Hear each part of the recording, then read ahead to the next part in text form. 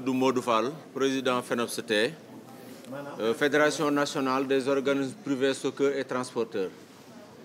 ñi ngi nuyu Sénégal yëpp ñi ngi nuyu suñu mbokk baykat yëpp ñi ngi nuyu opérateur yëpp Sénégal ñi ngi nuyu président de la République di ko ñaanal yàlla jàmm yàlla may ko réew mi di réewum Sénégal li nga xam ni moom la nit ñi yaakaar ci moom suñu borom dogal ko mu man ko taxawee ak son premier ministre monsieur Ousmane Sonko. di nuyu itam suñu ministre de tutelle muy Mabouba Diagne daje nañ nag tey ndaje mi dara wundu ko lu defar campagne bi rek loo xam ni buñ ci jógee buñ ko appliqué campagne bi mën a jaar ci yoon ndax ku ne xam na ni baykat yi ñi ngi ci àll bi ñi ngi toog di xaar kenn ku nekk yaa ngi di xaar lan mooy tukkee ca ndajam opérateur yi wala lan mooy tukkee ci ndajam ministère ba ndax ñoom dara fi mu ne kii lu ñu jot seen jiw kon monsieur le ministre ñi ngi lay nuyu te di xam ni opérateurs yi am nañ tuuti ay jaaxle xëy na bor bi ñu waxoon 41 milliards yi tey fii ñuy waxee ak yéen 19 milliards dugg na ci kon ñi ngi yaakaar fan yi di ñëw wala suba wala ginnaaw suba ñu teel ko dugal bi ci des tam mooy bor bi ñu wax ni dañ koo war a auditer d'accord mais nag opérateurs yi jàpp nañ ni tant que bor boobu pare wuñ ci ba wax ci lu leer ñu dem campagne du yomb parce que banques yi duñ leen mën a jox xaalis ca loolu tam lu am solo la il faut que ñu wax ci mu leer bu leeree rek après daañu xam naka la ñuy demee campagne li nga xam tam mooy intérêt de retard yi ñi nga xam ne si dañu waroon fayu ñu mu juraat yeneen intérêt yu bees premier ministre ñu ngi koy gërëm joxe na ci instruction yu leer nee na ko banques yi xool ak ministère bi ñu fexe nuñ ko réglé loolu nag ñi ngi koy xaar loolu bëgg nañ ñu wax ci ak opérateurs yi ñuy xamle itam ñëpp Sénégal nañ ko dégg te xam ko mooy opérateurs yi nañu leen wàcc wax ji bari na opérateurs yi joxewuñu jiw opérateurs yi ci commission yi la ñuy yóbbu commission yi ñooy joxe ñun joxewuñu nañ ñu bàyyi ci li ñuy wax ca opérateur defuñu ci dara opérateurs yi ñoom ñooy financer campagne bi ñu dëgmal opérateurs yi ñoo ko war a financer pour ñu financer ko nag il faut atmosphère bi leer il faut que bojjante bi ak jamante bi ak ay soldats ak lu kenn xamul soldat ci xeex lañ ko xam nañu assainir situation bi fexe ba kii bi leer xaalis du génn ci situation bu leeru audit yi nañ ko def rapidement ñu wax ñu lan moo ci tukkee ñu mën a lebiwaat xaalis tant que waxuñu loolu duñ mën a lebiwaat xaalis kon yooyu nañ ci bàyyi xel ca xam ni campagne bi ñëw na campagne dañ koy waajal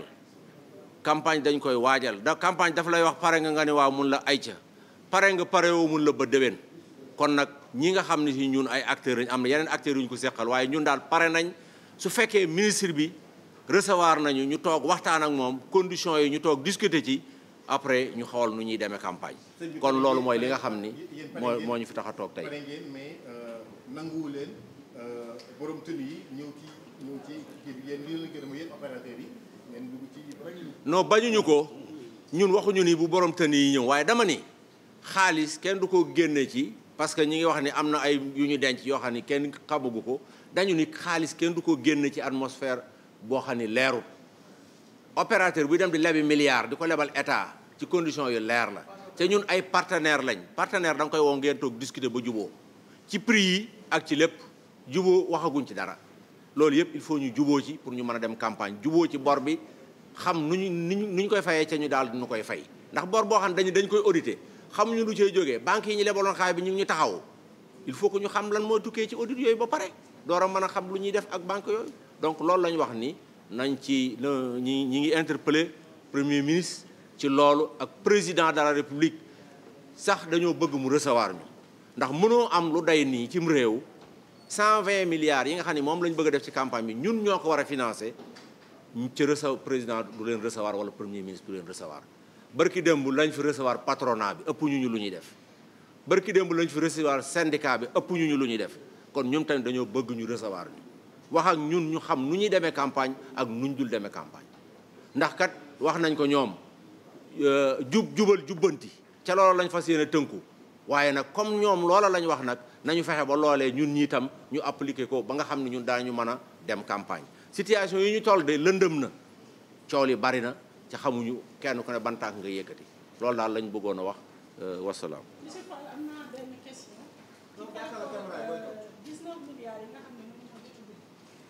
que jot ngeen ko seen compte ak le reste si 41 milliards yi am ngeen assurance que ni di ngeen ko jot peut-être flex ñetteelu semaine.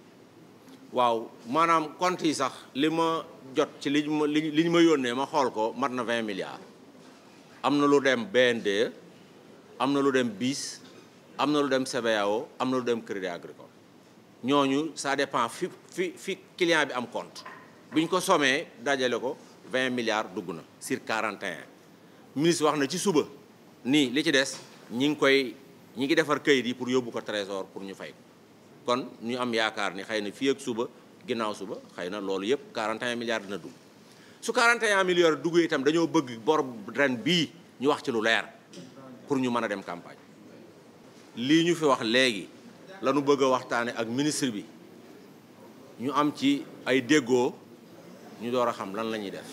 Voilà. Merci. Donc je m'appelle Modou Thiam, je suis le président de l'Union nationale interprofessionnelle des semences, donc partie prenante dans l'organisation de cette réunion. Tout d'abord, permettez-nous l'occasion de remercier l'ensemble des acteurs ici présents, les entreprises semencières, les entreprises d'engrais et l'ensemble des représentants du monde rural que nous saluons.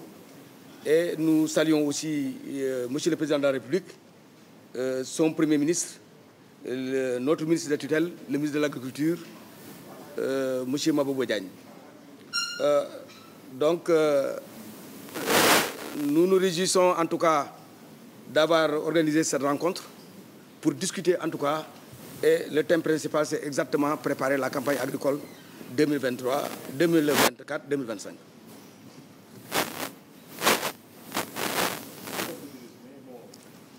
Oui, donc à l'issue de nos discussions, nous avions quand même retenu quelques questions. Et ces questions sont issues du Conseil interministériel.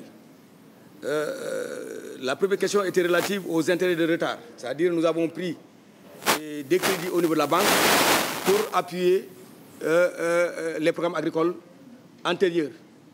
Il s'est trouvé qu'à chaque campagne, nous nous sommes retrouvés avec des intérêts de retard qui ont été toujours supportés par les opérateurs et qui n'ont jamais été rétrocédés par l'État. Nous nous félicitons en tout cas de la position de ce gouvernement. Monsieur Sonko, je pense qu'à l'issue du Conseil, avait demandé à ce que le ministre des Finances, en relation avec le ministre de l'Agriculture et les banques, essaie de chiffrer en tout cas ce montant et l'État le prendra en charge. L'autre problème qui a été un problème crucial, c'était le problème des entreprises avec le fisc. Parce que vu les arriérés que nous avons durant toutes ces années, nous avons été en tout cas dans l'incapacité d'être en règle avec le fisc. Et aujourd'hui, beaucoup de nos entreprises sont aujourd'hui paralysées, ne pouvant plus même participer à des appels d'offres parce que ne disposant plus des papiers, c'est-à-dire les attestations telles que le registre fiscal, l'attestation de la Caisse de sécurité sociale, de l'IPRES, etc. pour participer aux appels d'offres. Aujourd'hui, je pense qu'à l'issue du Conseil, le Premier ministre avait déclaré à ce que le ministre des Finances aussi revoit cette question du fisc avec les entreprises qui sont impactées. L'autre problème concerne le paiement de nos factures. Je pense qu'à l'issue du Conseil, le Premier ministre avait déclaré qu'effectivement, pour les campagnes 2020, 2021, 2021, 2022, 2022, 2023, pour un montant de 41 milliards seront payés. On l'a dit tout à l'heure, je pense que 20 milliards ont été déjà décaissés. Le ministre aussi ce matin a déclaré que, effectivement, ils sont en train de traiter le reste du dossier. Donc nous espérons que d'ici demain, peut-être en tout cas, le reliquat, à savoir 21 milliards, vont rentrer dans les comptes. Maintenant, il restera le gros dossier, c'est-à-dire 2023, 2024, 2025. 2023, 2024, 2025. 2023, 2024, excusez-moi. Mais ce qu'il y a à ce niveau, c'est qu'un audit doit être commandité pour éclairer ces factures-là. Nous ne disons pas non. Parce qu'effectivement, bon, l'audit a toujours existé. Et nous pensons qu'effectivement, c'est tout à fait normal, quand on travaille avec l'État, et même avec un particulier, de faire le point de ce qui est correct et de ce qui ne l'est pas. Ce que nous demandons tout simplement, compte tenu de la situation des opérateurs, en termes d'endettement, aujourd'hui, nous ne pensons pas pouvoir aller en campagne si on n'a pas bouclé cette audit-là. Donc nous demandons à l'État véritablement d'accélérer un peu le pas pour que ces audits-là puissent se faire dans les meilleures conditions et nous permettre aujourd'hui d'être clairs et fixés sur le sort de tout un chacun. Parce que pourquoi? Les banques ne vont pas, dans ce contexte et dans cette atmosphère d'audit, instruire des dossiers de financement tant que cette question n'est pas encore claire. Parce qu'une bonne partie de ces factures-là appartiennent à la banque. Aujourd'hui, l'opérateur pour qui, en tout cas, ces factures doivent être auditées et qui doit des crédits au niveau de la banque ne va pas accepter d'instruire encore de nouveaux dossiers. Voilà pourquoi on dit que le gouvernement, on lui demande encore, d'autant plus que la campagne avance à grands pas, d'accélérer ce tour pour permettre en tout cas aux opérateurs d'être fixés, pour permettre aux banques d'être fixées et de pouvoir en tout cas engager la campagne dans d'excellentes conditions. La dette s'élève à combien? Bon, la dette tourne autour de 100 milliards. Ça tourne autour de 100 milliards. C'est eux qui détiennent en tout cas toute la situation exacte.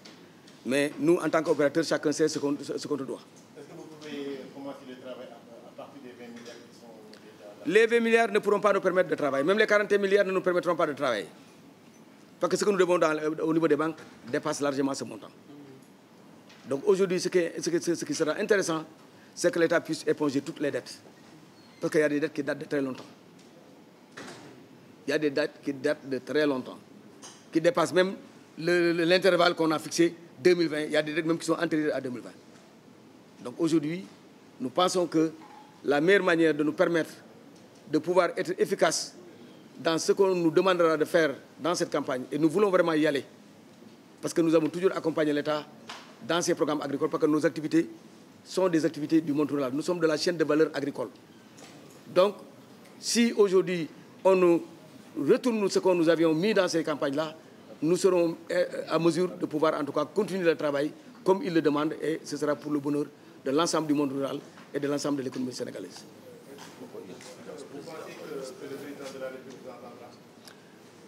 On ne dit même pas qu'il nous entendra, mais on veut que même il nous reçoive. Nous voulons que le président de la République nous reçoive, parce qu'il n'y a pas quelque chose de plus important que l'agriculture. Et parmi nous, nous avons des opérateurs, mais il y a le monde rural, il y a les organisations paysannes qui sont là-bas dans la salle. Parce qu'ils savent le partenariat qu'il y a entre eux et nous. Parce que quoi qu'on dise, la subvention, les 120 milliards dont on a déclaré, ce n'est pas sur la table. C'est nous qui devons aller emprunter pour permettre à l'État de faire cette subvention-là. Donc, pour vous dire que le monde rural, en tout cas, il commence à comprendre quelle est la position des opérateurs par rapport à cette subvention-là. Cette subvention, l'État la décrète, mais l'État ne la finance pas immédiatement. L'État la libère au bout de 1 an ou 2 ans ou 3, et des fois même plus. En attendant, c'est l'opérateur qui doit aller prendre des crédits qui vient lui faire cette subvention pour que le producteur puisse recevoir les intrants à des prix subventionnés. Donc aujourd'hui, il faut que le président de la République nous reçoive, le Premier ministre nous reçoive pour qu'on discute avec lui. On va discuter effectivement avec notre ministre de tutelle, parce que c'est notre porte au niveau du gouvernement.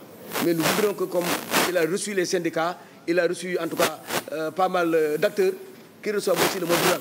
Parce qu'on est à la veille de la campagne, il y a des questions extrêmement importantes que nous devons en tout cas mettre sur la table pour que des solutions y soient apportées. Voilà, donc nous avons entendu le Premier ministre dire que pour la campagne de 2024-2025, il va associer les forces de sécurité pour la distribution des semences et d'engrais. Que dites-vous? Que pensez-vous? Bon, nous là, on n'a aucun problème, hein, parce que aussi c'est des choses à la limite qui ne nous concernent pas tellement. L'État n'a pas dit à l'opérateur d'aller distribuer les semences à la base, non. L'État nous a notifié, nous a passé un bon de commande. L'État a déjà mis entre lui et l'agriculteur un intermédiaire. C'est la commission locale de distribution, c'est ça l'intermédiaire. On parle même d'intermédiaire, mais les gens ne savent pas ce que c'est intermédiaire. L'intermédiaire entre l'État et le producteur, c'est la commission locale de distribution. Donc nous, si la commission vient, elle va se mettre là-bas, si les militaires viennent, ils vont se mettre avec la commission. Ils vont superviser le travail de la commission. Nous sommes des vendeurs, nous avons nos intrants. Nous, on n'a qu'un seul représentant là-bas, c'est notre gérant qui est là. Nous ne sommes même pas présents. Parce que nous sommes écartés dans l'ensemble du territoire sénégalais. C'est notre gérant qui est là. Quand on dit que tel producteur doit avoir 1 tonne, ou deux sacs, il lui donne 2 sacs. Il marque son nom, sa carte d'identité, etc. Il récupère la subvention pour nous. Quand on termine la journée, il ferme le magasin, il le sécurise et il va dormir. À la fin de la campagne, on fait le point, on regarde ce qu'on a amené, on regarde ce qu'on a vendu, on nous signe ce qu'on a vendu et nous retournons avec ce qui reste. Donc s'il y a un intermédiaire entre l'État et les producteurs, c'est la commission locale de distribution, ce n'est pas l'opérateur. Ça aussi, c'est beaucoup d'amalgame que les gens font dans la presse, que les gens font dans la rue, sans pour autant, en tout cas, comprendre carrément le système. Le système, pour le comprendre, il faut prendre le temps aussi d'écouter les gens qui sont dans le système. Mais si vous prenez des informations à travers la presse ou bien la rue ou les réseaux sociaux, mais on peut comprendre quand même certaines positions. Ça, je ne peux pas vous le dire. De toutes les façons, les semences, c'est du ressort de l'État. C'est l'État qui certifie les semences. Moi, je suis un acteur, mais je ne peux pas dire que telle semence est bonne. C'est l'État qui a le rôle régalien de certifier la semence. Aujourd'hui, dans le fichier de l'État, ils savent tous ceux qui ont des semences dans ce pays. Apparemment, ils ont fait le tour des stocks. Ils les ont déclarés certainement. Donc moi, je pense qu'on s'en tient à ce qu'ils nous disent, c'est les statistiques qu'ils publient, on s'en tient à ce qu'ils ont dit. Donc ils vont distribuer 70 000 tonnes. Je pense qu'ils ont pris le soin de vérifier l'existence de ces 70 tonnes en quantité et en qualité.